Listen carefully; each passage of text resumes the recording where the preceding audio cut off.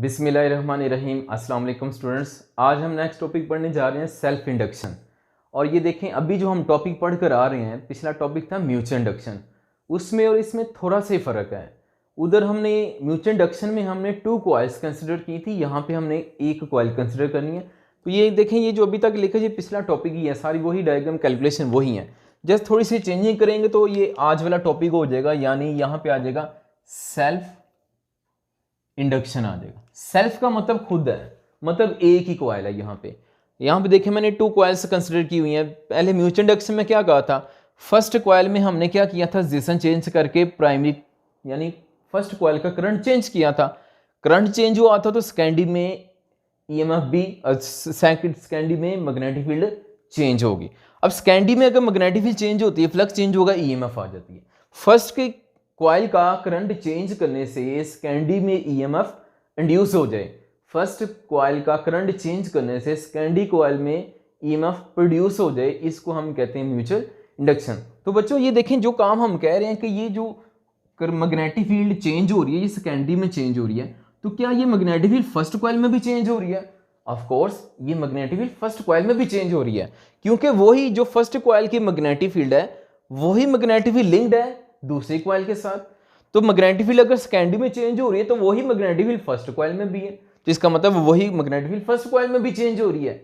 यानी हम कहेंगे फर्स्ट कॉइल में मैग्नेटिक फील्ड चेंज होगी, और फर्स्ट कॉइल में भी मैग्नेटिक फील्ड चेंज होने से फर्स्ट कॉइल का भी मैग्नेटिक फ्लक्स चेंज होगा, और फर्स्ट कॉइल में भी ईएमएफ इंड्यूस हो जाएगी, और जिससे हमें क्या कहेंगे, इंड्यूस्ड करंट आ जाएगा। तो इसका मतलब जो फिनोमेना दूसरी कॉइल के अंदर हो रहा था, सेम फिनोमेना फर्स्ट कॉइल में भी हो रहा होता है। अब ऐसा करते हैं, दूसरी कॉइल को हम रिमूव कर देते हैं, क्योंकि हमने सेल्फ इंडक्शन पढ़ना है। सेल्फ इंडक्शन का इधर मतलब हम जस्ट 1 कॉइल की बात कर रहे हैं, तो इस वजह से दूसरी कॉइल को हमने रिमूव कर दिया।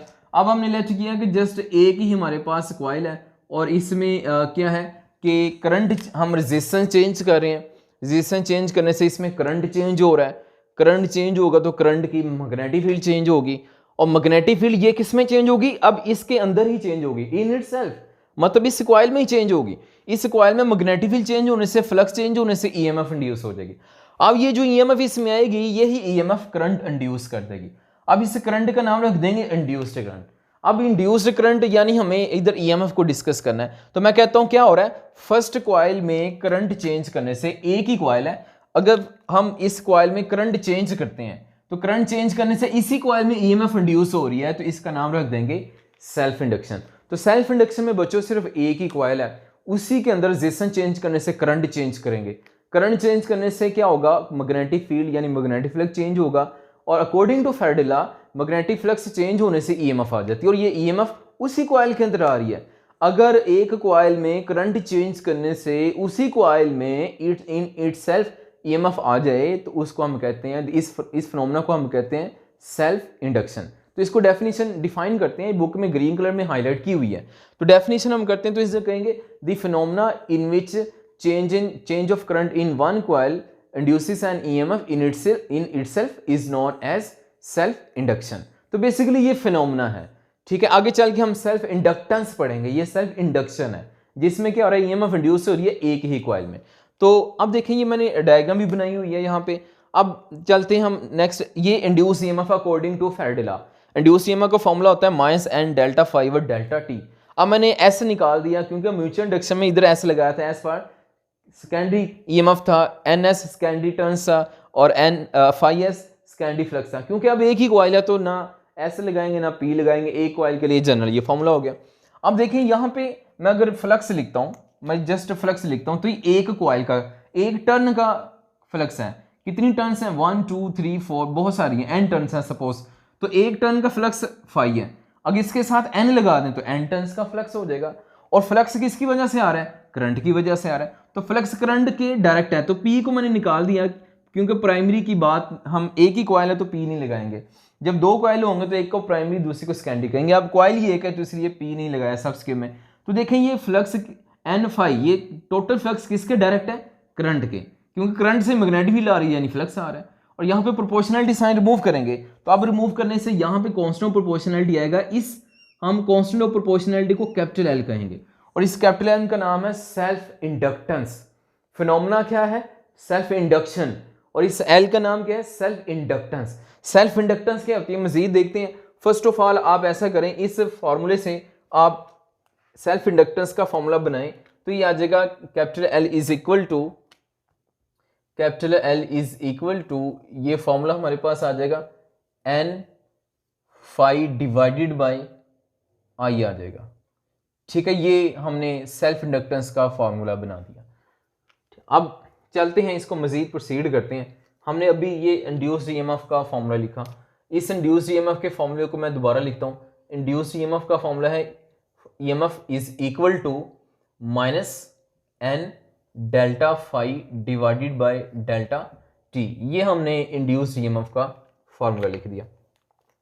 अब यहाँ पे देखें डेल्टा आ रहा है, सेम कैलकुलेशन जैसे हमने पहले की, अब अगेन वैसे ही इधर भी कैलकुलेशन कर रहे हैं हम। तो इधर ऐसा करते हैं कि डेल्टा को बाहर लिख लेते हैं और ब्रैकेट में एन फाई को हमने लिख दिया, ठीक है, और डिवाइडेड बाय डेल्टा टी वैसे ही है। डेल्टा को बाहर लिख लिया, डेल्टा मीन चेंज है, ठीक है, इधर लिख लिया। अब इसको ऐसा करते हैं कि एन फाई की वैल्यू पुट करते हैं। अभी हम देख कर आ रहे हैं कि एन फाई की वैल्यू इक्वल है, N phi is equal to L I के, ठीक है। तो ये वैल्यू इधर पुट कर देते हैं, एन फाई की जगह पे एल आई हमने पुट कर दिया, ठीक है, और डिवाइडेड बाय यहाँ पे आ रहा है डेल्टा टी आ रहा है। अब डेल्टा को मल्टीप्लाई कर दें अगेन, तो मल्टीप्लाई करेंगे minus L delta I over delta T आ जाएगा। तो बच्चों यहाँ पे देखें ये जो डेल्टा आ रहा है ये आई के साथ आएगा, क्योंकि करंट चेंज हो रहा है, एल के साथ तो आएगा नहीं, क्योंकि एल सेल्फ इंडक्टेंस है, ये तो कांस्टेंट प्रोपोर्शनलिटी कांस्टेंट है, ये इसके साथ नहीं आएगा, डेल्टा आई के साथ हमने लगा दिया। तो ये हमारे पास फॉर्मूला आ गया, और इस फॉर्मूले से अगेन जो रिजल्ट हमारे पास बन रहा है वो ये बन रहा है कि induced EMF is directly proportional to rate of change of current, यानी induced EMF rate of change of current के डायरेक्टली प्रोपोर्शनल है। जितना फ्लक्स, जितना करंट ज्यादा चेंज होगा कॉइल के अंदर, ईएमएफ उतनी ज्यादा इंड्यूस्ड होगी, ठीक है। तो बच्चों ये हमने देख लिया। अब देखें यहाँ से सेल्फ इंडक्टेंस का एक और फॉर्मूला बनाते हैं। तो यहाँ से फॉर्मूला बनाएं तो यहाँ पे फॉर्मूला हमारे पास आएगा, अगर नेगेटिव को खत्म कर दें, नेगेटिव का क्या मतलब है, नेगेटिव का मतलब है इंड्यूस्ड ईएमएफ अपोज कर रही है rate of change of current को, अपोज कर रही है। नेगेटिव को रिमूव कर दो, लेंथ यहाँ पे कैपिटल एल सेल्फ इंडक्टेंस की आप वैल्यू बनाएं तो ये आ जाएगा capital L is equal to EMF divided by delta I divided by delta t. और अब यही फॉर्मूला मैं दोबारा इधर लिख लेता हूँ, ठीक है। ये क्या आ रहा है, सेल्फ इंडक्टेंस, इसको इंडक्टेंस भी शॉर्टकट पढ़ते हैं, phi EMF divided by delta I over delta t. अब देखें यहीं से मैं एक डेफिनेशन करने लगा हूं इसकी, ठीक है। एक तो फॉर्मूला हमने ये देखा था, ठीक है, और एक ये हम देख रहे हैं। इस फॉर्मूले से अगर हम इसकी डेफिनेशन करें तो इसकी डेफिनेशन बनेगी the ratio of EMF induce in a coil due to rate of change of current is known as self inductance. या यूं भी कह सकते हैं the rate of change of current produces EMF in itself is known as self inductance, ठीक है। तो ये हमने डेफिनेशन कर लिया। अब इसका यूनिट लिखते हैं, आपने बुक में ये लिखी होगी इसकी डेफिनेशन भी। अब यूनिट लिखते हैं तो इसका यूनिट भी हेनरी होता है। हेनरी को हम कैपिटल एच से लिखते हैं, तो मैं इधर लिखता हूँ capital H henry is equal to, और ईएमएफ का यूनिट वोल्ट होता है, डिवाइडेड बाय करंट का एम्पेयर होता है, टाइम का सेकंड होता है। इसको फर्दर सोल्व कर लें तो ये आ जाएगा वोल्ट, और ये सेकंड मल्टीप्लाई हो जाएगा ऊपर न्यूमरेटर में आके, नीचे ए फॉर एम्पेयर, और ए को ऊपर अब लें तो ए की पावर नेगेटिव हो जाएगी, वोल्ट सेकंड, और साथ क्या आ जाएगा पर एम्पेयर आ जाएगा। ये हेनरी का हमारे पास यूनिट आ गया, ठीक है। तो सेम वही जो पहले भी आ रहा था, म्यूचुअल इंडक्टेंस में भी यही फॉर्मूला था। अब हमने हेनरी की डेफिनेशन करनी है, तो अब डेफिनेशन कर रहे हैं सेल्फ इंडक्शन के टॉपिक में। तो इधर अब यूं इसको लेट कर लेते हैं, 1 लगा देते हैं, टाइम भी 1। तो हम कहेंगे अगर 1 वोल्ट ईएमएफ इंड्यूस हो 1 एम्पेयर करंट के चेंज होने से 1 सेकंड में, तो इसको कहेंगे 1 हेनरी। और अब ये एक ही कॉइल है, पहले हमारे पास 2 कॉइल्स थी, अब कॉइल जस्ट 1 है। तो हम क्या कहेंगे, the rate of change of 1 ampere current in 1 second induces EMF of 1 volt in itself is known as 1 henry, ठीक है। 1 लगा दिया तो इसकी डेफिनेशन होगी। अच्छा बच्चों यहां पे देखें, ये जो ईएमएफ आ रही है ना, इसका एक और नाम रखते हैं, इस ईएमएफ का हम नाम रखते हैं बैक ईएमएफ। अब बैक ईएमएफ क्यों कहते हैं इसको, क्योंकि आप इस फॉर्मूले में अगर गौर से देखें तो नेगेटिव आ रहा है। नेगेटिव का मतलब हमने लेंज इस्लाम में पढ़ा था, नेगेटिव का मतलब ये है कि ये ईएमएफ इंड्यूस हो रही है और ये EMF rate of change of current के ऑपोजिट है, अपोज करेगी। यानी करंट चेंज हुआ यहाँ पे, करंट चेंज हुआ यहाँ पे, और करंट के चेंज होने से ईएमएफ इंड्यूस हुई। तो ये करंट ने बेसिकली किसको प्रोड्यूस किया है? करंट ने बेसिकली प्रोड्यूस किया है ईएमएफ को, और ईएमएफ किसके ऑपोजिट हो जाएगी? ईएमएफ इसी के ऑपोजिट हो जाएगी।